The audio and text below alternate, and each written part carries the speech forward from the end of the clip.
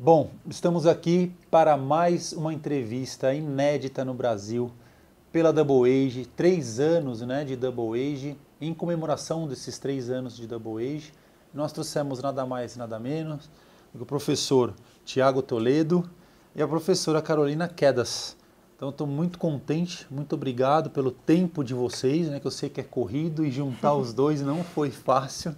Eu não posso falar a hora que está sendo essa entrevista, mas a gente, na verdade, é um bate-papo e vamos falar um pouquinho sobre o autismo, vamos falar sobre essa educação física, né, adaptada, ela é inclusiva.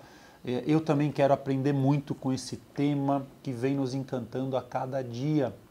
E os nossos alunos, os pais que nos seguem, também com essa dificuldade, né, da inclusão, do que eu faço com meu filho.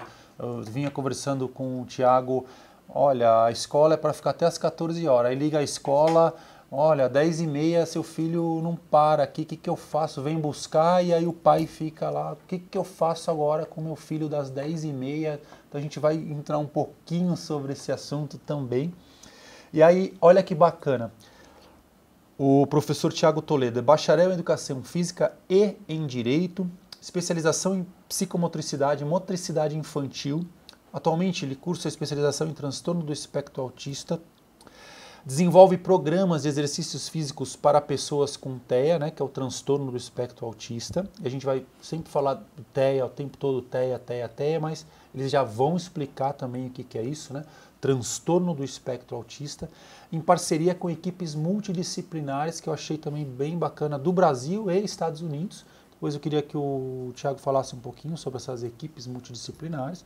E criador do site, né, Esporte e Inclusão. Depois nós vamos deixar aqui embaixo para vocês seguirem. É muita coisa bacana, então hoje tem muita coisa legal para a gente estar discutindo e abrindo a cabeça, na verdade, né, mudando o mindset aí nosso com relação a esse tema. E a nossa querida professora Carolina Quedas, doutoranda, mestre em Distúrbios do Desenvolvimento pelo Mackenzie, pós-graduada em Educação Física Adaptada e Populações Especiais, graduação em Fisioterapia e Educação Física, áreas de estudos, né, posso ficar chamando de Carol? Pode, Carol? pode. Ela falou Carolina Quedas, mas pô, Carol.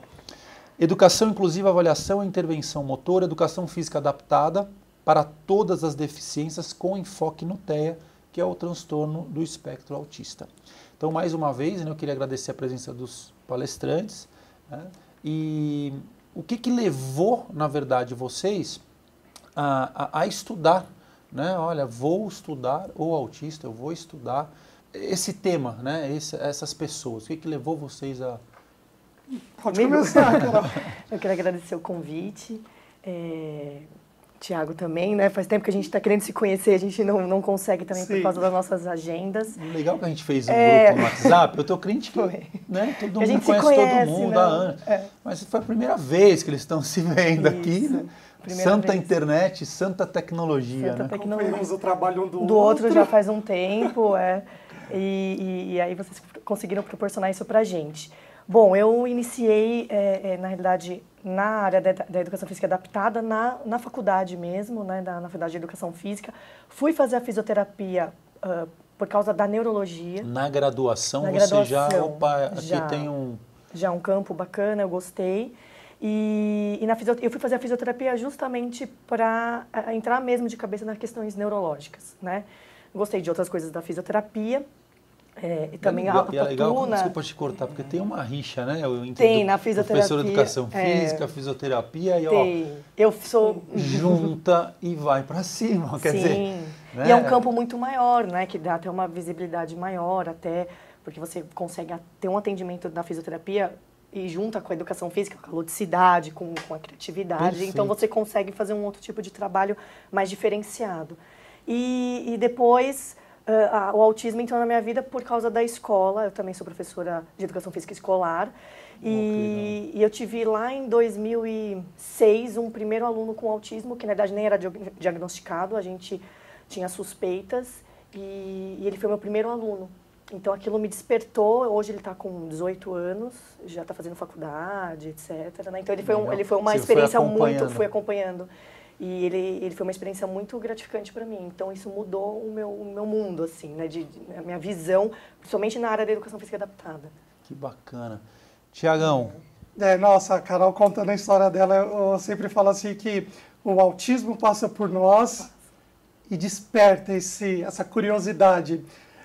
Eu era estagiário em 2003 na natação, em uma escola de natação, e eu recebi meu primeiro aluno com 3 anos de idade, e algumas questões começaram a me chamar muita atenção, como a pisadinha na ponta de pé, a comunicação desse aluno que não se comunicava muito bem, não falava. Você não entendia nada ainda, você foi observando a parte comportamental e falou, opa, tem alguma coisa aqui. Sim, a insegurança dele, que, por exemplo, alguns alunos de 3 anos já ficam nessa posição de barriga para baixo para o professor segurar, e ele não ficava. Então, muitas coisas ali naquele aluno começaram a me chamar muita atenção.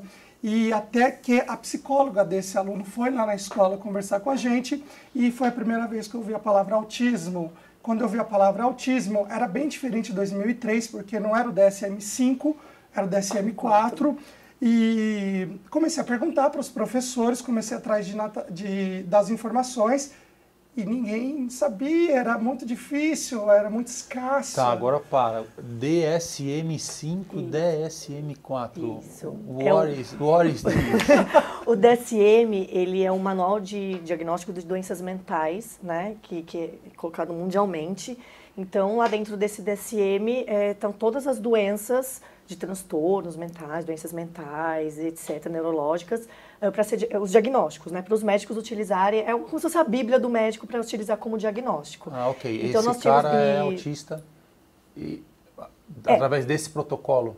É como se fosse uma cartilha, por exemplo, que o médico vai lá, então, por exemplo, transtorno de ansiedade. Está lá no DSM como que você deve avaliar, o que você deve pontuar para você poder pensar no diagnóstico dessas pessoas. 4, e o autismo, 5 seria... Isso, o 4 seria uma versão anterior. Nós estamos agora, desde 2013, na versão do 5, que é aí que mudou a nomenclatura, porque antigamente o autismo ele era considerado o transtorno global do desenvolvimento. E hoje ele é considerado o transtorno do espectro autista e ele está dentro dos transtornos do neurodesenvolvimento. Sim, e muita escassez de informações na época. E comecei a estudar autismo, não parei mais, até hoje eu estudo, mas eu quero mais e mais. Comecei a trabalhar com uma fonoaudióloga, com uma psicóloga, esse foi o start de tudo, das equipes multidisciplinares. E depois eu comecei a fazer parte de equipes que tinham tinham os americanos nas equipes, até hoje eles estão em equipes, comecei a ir para fora para buscar mais informação. Legal isso. E hoje eu trabalho nessas equipes, que muitas equipes são feitas do professor de educação física, médico, fonoaudióloga, pessoal da análise de comportamento aplicada, da terapeuta ocupacionais, esses só são alguns, porque isso muda de acordo com a necessidade do aluno. Então foi assim que eu comecei e até hoje eu trabalho com essas equipes. E vendo lá fora, você teve a oportunidade de ver lá fora, a Carol, não sei se teve essa oportunidade. Eu fui para Portugal. Lá fora, a gente, em termos de atender essa população, nós estamos muito longe, os estudos estão muito avançados lá fora. Aqui dentro a gente vem estudando isso, como é que está os papers? Nossa área não muito. Então, eu quero... As pessoas precisam saber que às vezes a gente fala... vai dar aula para o cara, não sabe dar aula para o cara, sai da faculdade e não sabe dar aula. Assim, a ciência está bastante avançada, a gente já tem, assim, a todo momento surge artigos novos, pesquisas novas, né, sobre o autismo ainda, que está sendo bastante estudado mundialmente. Infelizmente, na nossa área da educação física adaptada, vou falar mais da minha área da questão das avaliações motoras, principalmente, aqui no Brasil não é tão estudado, está bem escasso. Porque a gente, na área da educação física, já tem esse problema, né, um pouco da questão dos estudos da área da educação física, que muitas pessoas da fisioterapia estudam coisas da educação física, outras disciplinas estudam mais temas que são mais de aderência a nós, né? E a gente já tem esse problema dentro da educação física por falta de pessoal mesmo que estuda, né, que vai lá, faça pesquisa. A gente não tem muitos, então sempre são os mesmos, né? Sempre lá são fora os mesmos. tem essa distância também entre as áreas do fisioterapeuta, do educador físico? Eu não vejo, pelo menos onde eu fui, por exemplo, em Portugal, eles têm bastante conversa, né? desses sistemas, principalmente para o autismo. É uma questão bem mais multidisciplinar. Aqui a gente ainda está meio caminhando. Eu acho que o Brasil está caminhando, é um passo de formiguinhas, né? Mas eu costumo falar que as informações estão aí hoje, tá com a internet, por exemplo, o DSM-5 está em PDF, muitos artigos e podemos encontrar na internet. Então, os artigos são em inglês na maioria, mas o Google traduz para quem não fala inglês. O acesso está muito mais fácil que, por exemplo, em 2003, 2004. Mais rápido, né? Isso. E as equipes que eu trabalho sempre me mandam os artigos, os americanos sempre me mandam os brasileiros. Hoje tem sites também, tem um site até que é como se fosse uma rede social dos pesquisadores mundiais, que a todo momento é artigo. A todo momento ele publica lá nos Estados Unidos, já está no mesmo momento lá a publicação. Coisas novas, então o que a gente falava semana passada, isso muda para essa semma, então a gente tem que estar É uma preocupação da Double Age, né, da minha empresa, na verdade, a gente sempre está querendo estar antenado com isso, não se distanciar dessa parte da ciência, do desenvolvimento humano e também trazer a tecnologia. Então a gente vê muita gente fazendo muita coisa bacana, mas não escreve. Ou seja... Esse é o problema da educação física. Fica sem o embasamento teórico. Isso me preocupa porque você não consegue avançar, né? A gente vive num mundo empírico, ou seja, acordei, sonhei com tal coisa, vamos aplicar lá, ver se dá certo. Não, escreve, vamos contextualizar, vamos descrever protocolos. A gente já vai falar sobre isso já, né? O Thiago, ele é palestrante sobre inclusão de pessoas com autismo nos esportes, né? E quais os benefícios, né? Uma das perguntas que fizeram, a gente fez uma coletânea aqui com um grupo de alunos da Double Age, professores da Double Age, né? E quais seriam esses benefícios do esporte? Eu acho que até um passo atrás, até Carol, se quiser, né, comentar alguma coisa, como tirar... Eu ainda vejo muitos pais com receio de expor essa criança, como tirar ele da casa dele para ele chegar nesse esporte. E como que está o esporte com o autismo hoje? Né? Acho que tem pouca coisa falando e a gente não vê evidências de que, olha, isso aqui é bacana, isso aqui é legal. Como que você vê isso? Como que você está tratando isso? As dificuldades são muitos fatores que contribuem para essa dificuldade do pai levar o filho até esses programas esportivos. E uma das principais dificuldades que nós recebemos no esporte de inclusão é a falta de locais apropriados. Então, muitas mães os pais entram em contato com a gente e eles têm condições de colocar os filhos nas escolas de esporte, seja na natação, no basquete, no futebol, só que na cidade não tem. E não tem professor capacitado. Não tem professor capacitado. Tem isso também. Eles querem um personal... Então nós temos dois gaps, os locais e professores capacitados. Sim, tem essa dificuldade na interação social, que é uma das principais dificuldades que o aluno com autismo tem. Então o pai fica... Receoso. E se o pai leva... Aí tem questões sensoriais também. Sim. E se o pai leva o filho para uma escola de futebol, vou usar como exemplo, e não tem profissionais qualificados, a chance de dar errado é muito grande. Muito grande. Então eu já recebi pais que já cansaram, que já foram em muitas escolas e eles chegam e falam, minha última esperança aqui é você achar um profissional para me indicar ou até você me dar aula. Só que São Paulo é muito grande. O Brasil é muito grande, então eu vejo esses são os principais fatores que os pais têm de dificuldade. E tem uma questão também, né, dessa preparação, né, dessa questão da família, né? Família se preparar para receber, porque é um luto que eles vivem, né?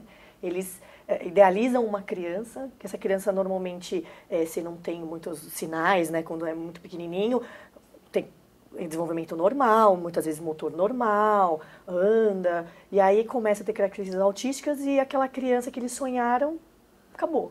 Né? E o pai não está preparado para isso? Não estão preparados, né? E eu acho que precisa ter uma preparação e eles começam a ter medo, porque começa a ter a superproteção, né? Não querer que ele faça tudo. Ou seja, começa a fazer tudo errado. Da questão de não que estão fazendo errado, né? Mas assim, a questão da superproteção.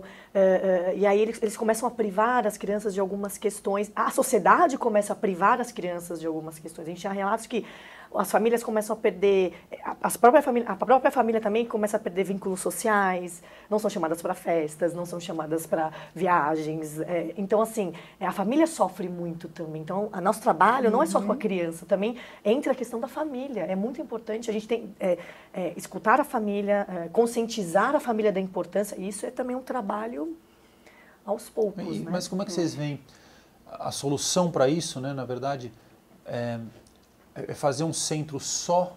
Como é que vocês veem essa, né, dicotomia de... Não sei, Thiago, mas eu acho que dá para fazer as duas coisas. Eu acho que, sim, eu tenho crianças que necessitam de coisas mais especializadas, né? Uma coisa bem focada, bem individual, mas também ele precisa desse contato social, porque ele tem um problema social, é um problema.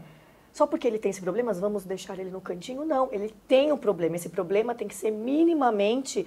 Não que isso ele vai chegar, vai abraçar todo mundo, não. Mas minimamente a gente tem que começar a incluir ele para ele tentar se sentir confortável, né? Tentar fazer alguma interação social mínima, né? Na possibilidade dele. Isso é muito importante.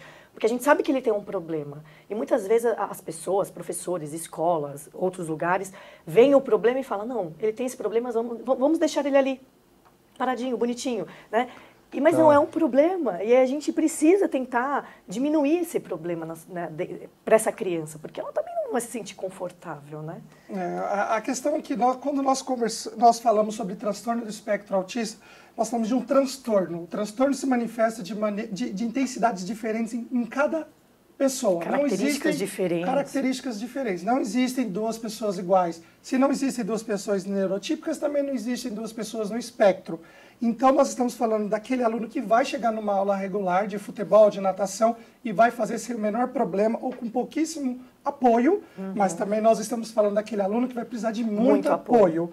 Então, falar de inclusão com esses alunos, aí a Carol é da área escolar, e podemos ver que quando nós chegamos em alguns locais, o menino está estereotipando, com comportamentos repetitivos, correndo em volta, e o pessoal está brincando de um pique-pega ou de futebol. Isso não é inclusão. Não. Isso não é inclusão. Pode ocorrer no mesmo local, né? Que ele está lá fazendo aula, mas não está. Na verdade, ele não está. Motoras e verbais, e isso não é inclusão. Então, esse aluno, sim, ele precisa de muito apoio, e muitos precisam de uma atenção individual e trabalham melhor com esportes individuais. Eu volto na questão dos professores. Os professores de educação física estão preparados para isso? Muitos não. Muitos não. A grande maioria não. Não, mas eu acho que a informação é a melhor ferramenta contra a exclusão, porque muitos professores não recebem, porque eles não têm as ferramentas necessárias para receber. Um investimento talvez da escola, um investimento talvez da instituição que ele está... Ou até mesmo a questão, até no meu mestrado eu levantei isso com os profissionais de educação física, a questão da barreira atitudinal, né? Também. Porque a gente trabalha com indivíduos, né? Pessoas. As pessoas já têm os seus conceitos, a sua cultura, seus pré-conceitos, e muitas vezes os professores não querem também trabalhar com esse tipo de situação. Também. Uma insegurança, um medo. Todo mundo tem medo do desconhecido. Claro. Então, acho que... Pelo que o Thiago falou, é o desconhecido mesmo. Porque se cada um tem a individualidade, você imagina a magnitude, e hoje, né, é sensacional essa entrevista, porque eu também estou aprendendo muito a magnitude que é esse mundo do autismo. Autismo. O profissional de educação física, eu costumo falar que ele tem que navegar em outras áreas. Sim. Ele tem que conversar com a fono, ele tem que conversar com o pessoal da análise de comportamento aplicado, ou uma terapeuta ocupacional. Daí vem a questão da equipe multidisciplinar que você tanto... Sim, eu costumo dizer que a equipe multidisciplinar... Ele sozinho não vai também... E os pais têm que funcionar como uma engrenagem. E os pais, principalmente. Todo mundo, inclusive o professor de educação física, porque imaginem vocês, um professor de educação física que recebe um aluno com autismo, não sabe que esse aluno não verbal, e o aluno tem uma comunicação alternativa. Sim. Vamos dizer que é o PECS, que é o sistema de trocas de mensagens. Só que esse professor ele não conversou com a família e não conversou com a fono. Acabou. Ele não vai se comunicar nunca com a criança. Acabou. Eu já passei muitos casos que o professor não conversou com a fono, mas falou que a criança andava com uma pastinha. E ela não sabia o que era. Ele chega com uma pastinha cheia de figuras. Eu falei, é o PECS, corre na fono, e conversa com a O fono. professor não sabia que era a maneira de ele se comunicar. Que é a falta de informação. É né? falta de informação. Por exemplo, questões sensoriais, a terapeuta ocupacional trabalha muito com isso. Questões comportamentais, que o pessoal do ABA, Do ABA trabalha. muito. Então, quando você começa a conversar com essas pessoas, tudo começa a fazer mais sentido. Isso. E flui para a vida dessa pessoa, E trabalhar da com família é, dessa pessoa. E trabalhar com autismo não adianta, a gente não consegue trabalhar sozinho, né? Então a gente também tem que entender um pouco das outras áreas e navegar um pouco das outras áreas, né? Então nós, né, também entendemos um pouquinho de PECs, de ABA, do TIT, né? Que são instrumentos que são utilizados, né, com essas crianças. Temos que entender um pouquinho da área da terapia ocupacional, temos que entender um pouquinho da área da psicologia, porque ele é uma criança, é o todo, né? Ele não vai chegar num ambiente nosso e falar, vou começar a falar, vou começar a fazer. Não, ele é aquele indivíduo. Então, se a gente também não souber algumas técnicas, algumas intervenções que as outras áreas sabem, né? A gente não consegue trabalhar. Infelizmente, a gente não consegue fazer essa intervenção com essa criança. Eu comecei a acompanhar depois que a gente fez o grupo, e aí chegou algumas informações assim para mim que existe cura para o autismo, né? E a internet é um mundo de ninguém, nossa. né? Olha, Todo mundo fala o que descobri quer. a cura, né? Falei, opa, peraí. Tem evidências, Carol? Tem evidências, Tiago, né? Evidências que eu digo, tem Científicas. papers, tem científico, estão falando o que sobre isso? Eu queria a opinião aqui de 2 especialistas, né, da área e que a gente pudesse deixar claro, né? Porque tem muita gente falando o que quer. Sim. E as pessoas que não conhecem, né, acabam acreditando. Ainda mais os pais que têm esperança, né? Gente, a gente E está acho que isso é lidando com um vidas, assunto muito delicado. com ser humano, é um assunto muito delicado para soltar assim, olha, eu curo. Eu acho muito perigoso, porque muitos pais deixam de fazer as terapias com evidências, por exemplo, tira a criança do ABA, tira a criança da fono ou da TO e vão atrás desse tipo de tratamento que não tem nada cientificamente provado. Isso.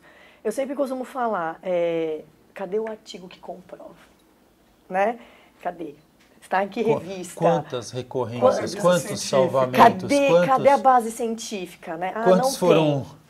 Eu acho muito perigoso soltar isso. É muito perigoso. O que a gente tem hoje, né? Na verdade, a gente tem a pesquisa daquele acho que é um médico, né? Eu não lembro, nos Estados Unidos, com os minicérebros. Mas o pessoal da USP também, o pessoal da USP também fazendo um estudo, né, que melhorou, né, que parece que a questão do minicérebro, das questões sociais e tal, mas ele mesmo, ele coloca, né, na entrevista dele que, gente, não é para agora, é para daqui sei lá quantos anos, ainda está em fase de estudo, a gente está verificando algumas situações, né, então assim, não temos nada. O que a gente sabe é que algumas terapias auxiliam aí numa melhora do quadro, né? Não que vai sanar, mas assim, vai reduzir. Então, quanto mais cedo a criança é diagnosticada, quanto mais cedo ter uma intervenção precoce, melhor vai ser o prognóstico dessa criança.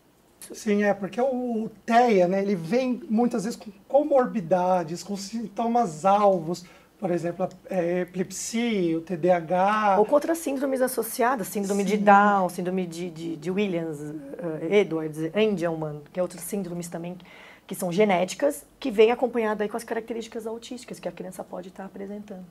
Eu trabalho com alguns médicos também nas equipes e o que eles falam? O remédio para o autismo não existe.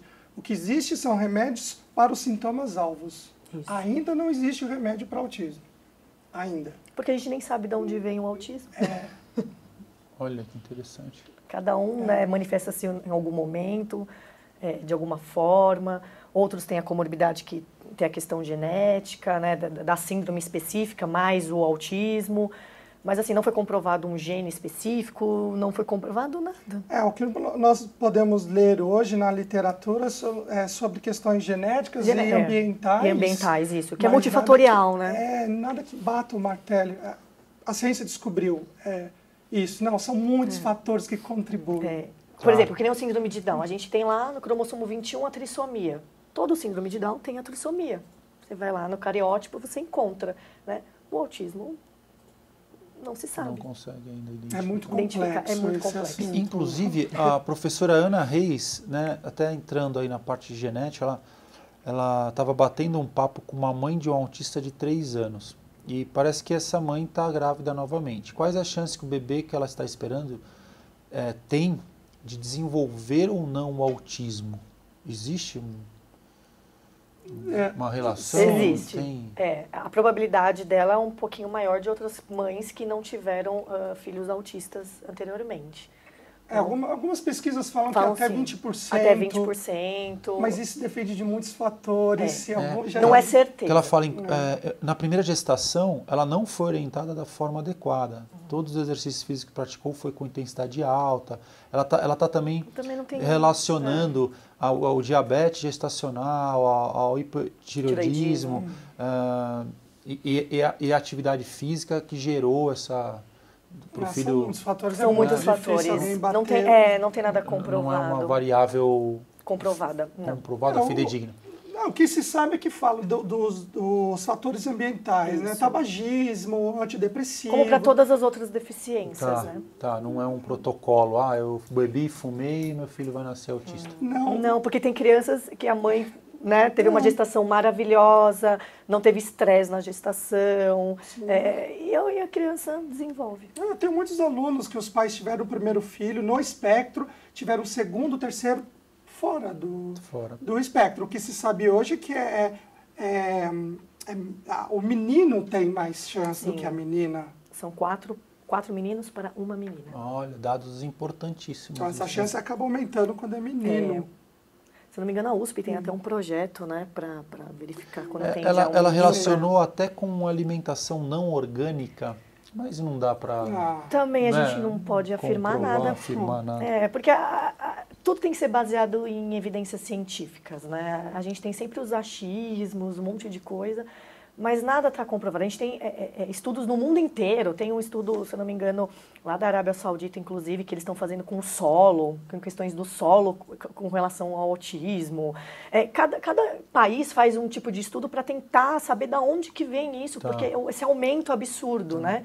Mas não tem nada comprovado. A gente não pode falar nada. Carol, você trabalha na escola ainda. Também. E aí você, para o professor que está nos ouvindo, para os pais também, uma avaliação hoje. Eu consigo avaliar motoramente a ascensão desse aluno, por exemplo, ele estava com esse comportamento motor, ao entrar na escola, você utiliza um protocolo, você utiliza um padrão e daqui a 2, 3 meses, ou daqui a trimestral, ou bimestral, olha, papais, está aqui a avaliação dele. Sim. A gente tem alguns protocolos validados já no Brasil. Inclusive, no meu doutorado, eu fiz a tradução de um deles, que é da Inglaterra. Validado já e está validando? Ou vai validar? Você que vai validar? Eu estou fazendo a tradução, outra pessoa vai validar. Estou vendo a tradução e a aplicação desse protocolo. Nós já temos outros, né? Temos o do Rosa Neto, que é o clássico, né? Temos KTK, temos outros protocolos, tem os protocolos de psicomotricidade também, que dá para ser utilizado aí dentro do ambiente escolar. Eu acho que a avaliação é fundamental. Tem que ter. Tem que ter. A gente precisa avaliar motoramente essa criança, precisa, a partir da avaliação, aí sim, pensar na intervenção pelo esporte, por questões do personal trainer, né? Que agora está bem também na moda, a questão do personal. Encaminhar, né? Você detectou ali, Tiago, esse aqui é esporte. Isso é muito importante, né? Fazer um diagnóstico motor e encaminhar. Por quê? A gente sabe hoje, para qualquer criança, não só para criança com deficiência, que problemas motores, déficit motores, isso culmina em problemas de aprendizagem. Né? Isso a gente sabe. Então, vários autores, principalmente da psicomotricidade, colocam isso, né? Vitor da Fonseca, Negrini, eles colocam muito isso. E, então, a gente precisa trabalhar o motor dessas crianças desde pequenininho, né? Então, por exemplo, a gente sabe por estudos, né, autismo, TDAH, que também tem bastantes problemas nas escolas e tal, a questão da atenção. Né? Que eles não têm atenção em alguns momentos. Até o autismo pode vir com a hiperatividade junto, né? E a gente sabe que a atenção está ligada aí também a problemas de questões sensoriais e a questão do equilíbrio. E aí você vai fazer teste de equilíbrio com essas crianças, eles são péssimos no equilíbrio.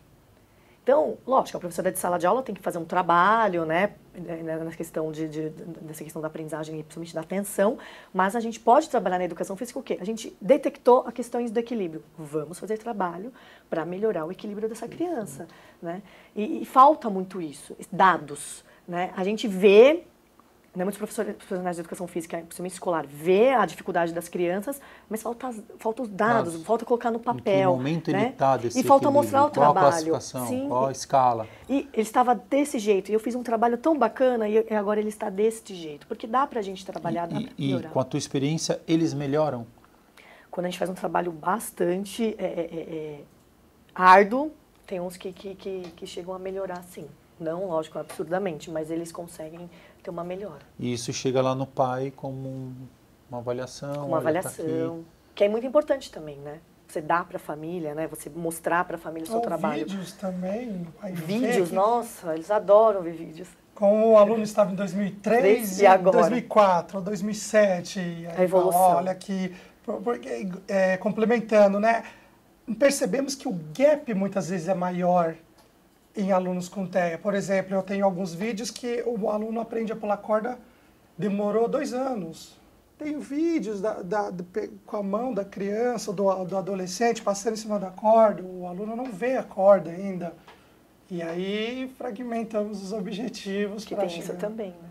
O tempo do aluno. Tem estratégias. O tempo do aluno. Esse gap é muito maior. É, muito maior. É muito comum. A gente Chutou não, uma bola. A gente não pode, principalmente na educação escolar, a gente não pode estar comparando a criança com autismo com uma criança neurotípica. A gente não pode fazer essa comparação. O desenvolvimento é totalmente diferente. E os objetivos também são totalmente diferentes. Exatamente. Eu não comparo. Nas minhas avaliações o que aquele aluno está precisando. Eu trabalho muito com TOs, terapeutas ocupacionais. Então, o que eu dou mais aula individual, né, cara? Você dá mais para grupos. Então, qual que é o target ali? Qual que é o alvo? O que aquele aluno está precisando é diferente do que esse aluno está precisando, é diferente desse aluno que está precisando o quê? Essa individualidade. Sim, porque a TO é muito comum já chegar com informações que aquele aluno está com déficits no processamento sensorial. Então, você recebe um aluno com dificuldade no sistema vestibular, que é, grosso modo, é o equilíbrio. Que é o equilíbrio. A propriocepção, que é o nosso reconhecimento, a nossa relação do corpo com o espaço. Com tátil, só 3, assim, nós estamos falando. A coordenação motora desse aluno estará bem prejudicada. E a atenção, o foco. Na área escolar também. Imagina a gente o dia todo balançando. Se colocar aqui, a gente balançar em 30 segundos, a gente vai se estressar. Imagina um aluno que é o dia inteiro. Todo. 4, 5 horas. Então, essas partes sensoriais é muito importante conversar com a terapeuta ocupacional, que são um dos profissionais que eu mais trabalho em parceria. Então, isso é complicado, aplicar um protocolo, né, Carol? Então, eu que trabalho individual, é mais fácil para individualizar bem. Por isso que eu não comparo com o score dos alunos neurotípicos. Ok. Esporte. E aí eu quero que o meu filho comece a fazer o esporte. Como que eu detecto isso? Existe uma detecção, seleção e promoção de talentos? Existe... é o quê? Para ele treinar para a Paralimpíada? É para ele treinar por treinar? Como que é essa questão do esporte para você? Quando nós falamos do esporte, que é bem diferente de uma atividade física e do exercício físico, nós estamos falando de 2 viés, que é o recreação e o alto rendimento. Perfeito. Temos locais que oferecem um alto rendimento e os esportes aqui recreativo envolve ganhador e perdedor. Então, muitos pais que mandam mensagem lá no Mensagens no Esporte e Inclusão, eles querem colocar o filho em alguma prática esportiva, mas eles não sabem aonde colocar, porque muitas vezes não tem o local que eles querem colocar. Só que um relato que eu ouço com muita frequência é assim: olha, Thiago, eu quero colocar meu filho no esporte, eu não sei qual esporte, mas ele não pode ver uma água. É natação, porque nós vamos explorar a capacidade da natação. Porque eu percebo, muitos alunos com TEA, eles são alucinados em água. E isso nós jogamos ao nosso favor. A natação, as atividades aquáticas. Tem outro também que o pai falou assim, que não sabia que esporte colocar o filho, mas ele adora basquete, ele não pode ver um jogo de basquete. Aí nós entramos com as histórias sociais, com videomodelagem e com as estratégias que nós vamos customizando. É mais fácil para eu falar isso, que é individual. Legal. Legal. E vamos Você vai saber direcionando aonde ele pode Sim. atuar. Com as características da criança. Sim, né? porque um dos primeiros objetivos é isso, fazer parte da rotina. Da rotina dessa criança, desse adolescente. Do aluno. A água você acha que é um geral. Ah, Encanta. A água hoje encanta. em dia tá na moda. Mas não Tem as adianta modas, o né? aluno chegar numa escola de natação e ter um barulho, Absurdo. um cheiro, cores fortes, e ninguém vai saber por que aquele aluno desorganizou. E aí vão falar que a natação foi ruim Foi ruim para ele. para ele, porque o profissional muitas vezes não aplicou uma ficha de anamnese. Eu falo em muitas escolas de natação E não se antecipou à crise. ninguém aplica nessa ficha de anamnese. Quando eu mostro, todos querem essa ficha. E eu passo, que eu acredito que disseminar informação é o nosso principal objetivo. Sim. E lá na ficha, nós já começamos a saber tudo. Diagnóstico, questões sensoriais. E o mais importante é o que aquele aluno se destaca. Porque é fácil falar o que ele não se destaca. O importante é o que ele se Na destaca. potencialidade Sim. dele, né? Qual que é a potencialidade dele? Porque ele vai entender melhor, entendendo melhor, o engajamento dele vai aumentar. Sim. Então, eu fiz uma colinha antes da entrevista, né? Eu posso dizer que as principais características do TEA é baixo contato visual, dificuldade com interação social, deficiência de fala e comunicação e comportamento repetitivo. Isso. E tem restritivo também. Os interesses Também. restritos que podemos jogar ao nosso favor. Sim, os interesses. Também. Por exemplo, Ele gosta muito de bola de basquete, né? Até na minha pesquisa de mestrado, a maioria deles gostavam da bola de basquete. Ele gosta da bola de basquete? Vamos usar isso a nosso favor, né?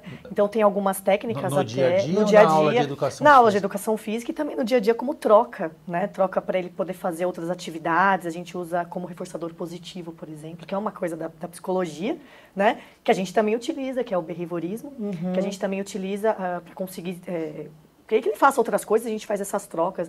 Só que a gente tem que descobrir o que essa criança tem interesse, né? Como entrar E na ficha ali tá lá. E o na pai ficha fala, está, o pai fala. pai E tem muitos já professores te dá que um não... mundo ali na ficha.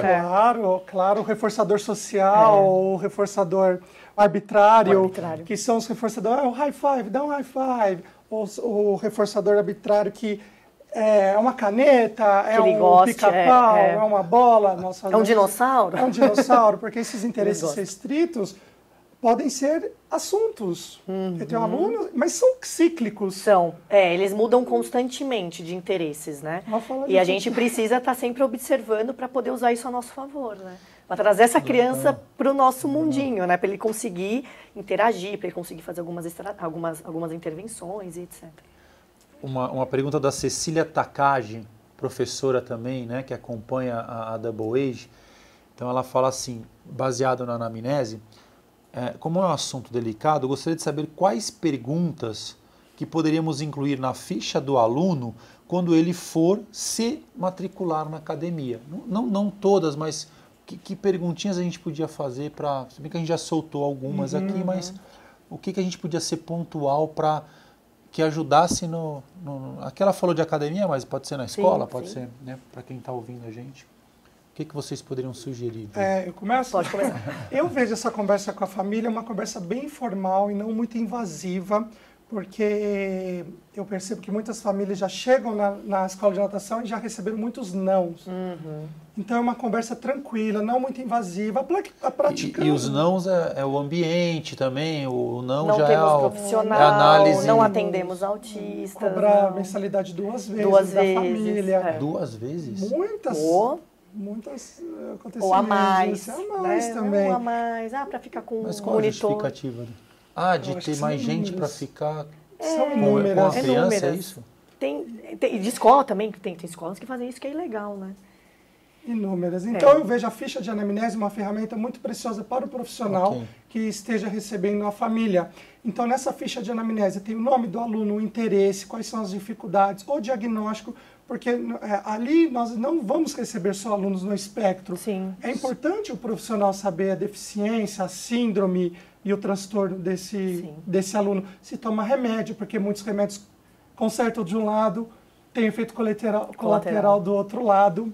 Sim. Essas são as informações importantes. Comunicação também é importante. Comunicação também. Eu acho assim, seguindo, né, as características básicas, que até você salientou, eu acho que seria muito interessante montar essa anamnese, inclusive em cima das características básicas, para perguntar, olha, ele socializa? Como que ele é com outras crianças? Ah, ele até brinca, ou ele até às vezes, ou ele não chega perto. Como que ele se comunica? Ah, só com cartão, ou realmente ele se comunica, ou ele mostra, né? Tem crianças que mostram, que chamam. Então, assim, o professor teria uma prévia de situações de que como eu vou atender e até ter esse approach, né? Claro. E a família traz muita informação. Muito. Eles começam a falar, porque realmente essa família recebe muitos nãos pela vida, eles são muito excluídos na vida, né? Então eles têm aquele sentimento que quando eles chegam com alguém que escuta, eles querem falar tudo. Então pegue todas as informações, porque tem coisas muito preciosas e dá para ser utilizada muito nas nossas aulas. Questões sensoriais também, igual a Carol falou, de comunicação, estratégias de comportamento, se o aluno é agressivo, Sim. porque muitos alunos gostam de morder, né? Então as principais partes na natação é ombro, costas e peitoral. Então o professor sabendo disso também. Como a família faz para sair da crise, né, do aluno, do comportamento inadequado? Eu acho uma pergunta muito importante na ficha de anamnese. Quais terapias o aluno faz? Quem são esses terapeutas? Quais são os contatos? Hoje nós temos WhatsApp, mensagens. Monta um grupo. Geralmente tem Sim. o grupo e todos compartilham lá. Então, por exemplo, um manejo de comportamento que está acontecendo com a analista do comportamento e na família, isso é passado para o profissional de educação física, ele começa a seguir as orientações. Isso é muito importante. Bacana. O Edson Scarpini pergunta para a gente sobre a importância de criar uma rotina para eles. Se a rotina começa desde casa, ideias de como manter uma rotina com o aluno autista, sendo que o mesmo está incluído em uma turma com crianças sem necessidades especiais. Precisa. Normalmente eles seguem a rotina à risca, né? Sim. Os pais já sabem disso, eles gostam de rotina. Sim. Tem alunos que são mais inflexíveis com mudança de rotina. Isso. Então, eles têm que ter uma rotina, ficar bem clara o que eles farão. Por exemplo, muitos alunos têm o quadro de rotina em casa. Então, eles têm a foto da onde eles irão, quais serão os terapeutas. E atendimento terapêutico, AT, tem outro quadro menor. Então, imaginem vocês que na casa ele tem um quadro desse tamanho. O que ele vai fazer na segunda-feira, o que ele vai fazer na terça, assim por diante. E a TO tem a AT tem ali um quadro menor. Terapêutica. Isso né? dá uma previsibilidade. Isso. Nas escolas também, eles estão utilizando o mesmo sistema. Porque tem a rotina escolar, que a professora coloca na lousa, só que muitas vezes eles não conseguem associar aquilo que está escrito, né, para ele. Então, também estão se criando, também em algumas escolas públicas e privadas, estão fazendo os quadros de rotina, né, com a fotinho dele, com as rotinas estabelecidas, do que ele vai fazer no dia dentro da escola. Isso é muito importante também, para ele poder saber previamente o que ele está preparado para fazer, né? Eles gostam muito disso, né, de saber o que vai acontecer. E tem aquela coisa, né, tem os inflexíveis, que a gente sempre tem que se antecipar. Né? Então, vai ter uma mudança da rotina no outro dia, um passeio, um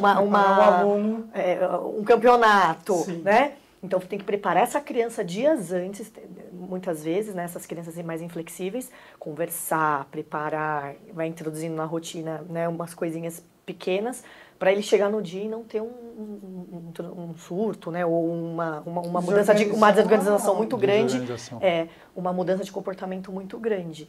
Outras crianças não, eles já conseguem, né, uma mudança, eles não têm tanto esse problema, mas é importante manter uma rotina para eles. E é muito importante o professor de educação física usar esse quadro de rotina. Sim. Então, pode ser através de um quadro de rotina para dar previsibilidade, pode ser através de um som, por exemplo. Imagine vocês, a Carol já passou por isso, tenho certeza, né? O aluno com autismo está lá numa turma de 30 pessoas alongando. Então, o professor está sem suporte visual e ele fala assim, pega-pega agora. que vocês acham que vai acontecer? Todo mundo vai ser corrido, ele 40 vai pessoas ficar vão lá. pega-pega. Isso desencadeia um Sim. comportamento autoagressivo, a criança começa a não entender.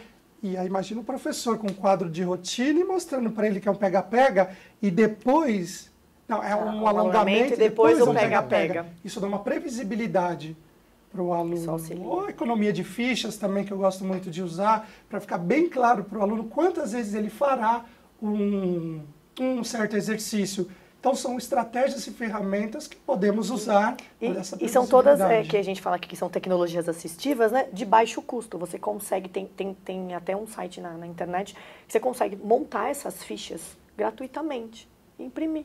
Você não precisa de muita, né? Porque tem programas, inclusive, Claro. que são super caros, né?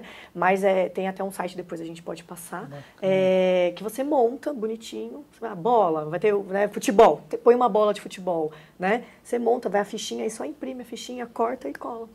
Então são coisas muito simples que você pode melhorar a vida da criança, né, do adolescente, né, do aluno dentro da escola ou dentro de uma atividade esportiva e melhorar também a vida de todo mundo que está em volta, né? Porque ele vai prevenir muitas coisas.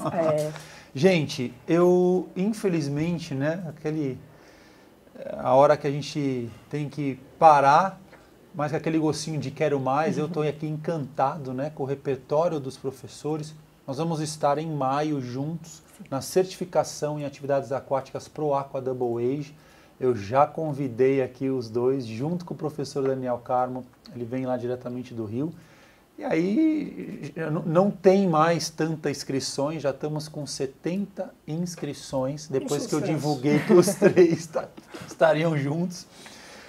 Enfim, acredito eu que a gente consiga abrir aí para mais umas 10 inscrições, porque o tema me encanta, com certeza encanta as pessoas. A professora Carol não deu tempo da gente falar sobre déficit motor, inclusão escolar, manejos comportamentais, a questão do esporte, que eu acho que tem um mundo para a gente conversar sobre isso. Então a gente já está vendo. Maio é certeza, eles já foram chamados, já aceitaram, estaremos juntos lá na certificação Pro Aqua. E agosto, agora, né, de 2019, vem surpresa por aí.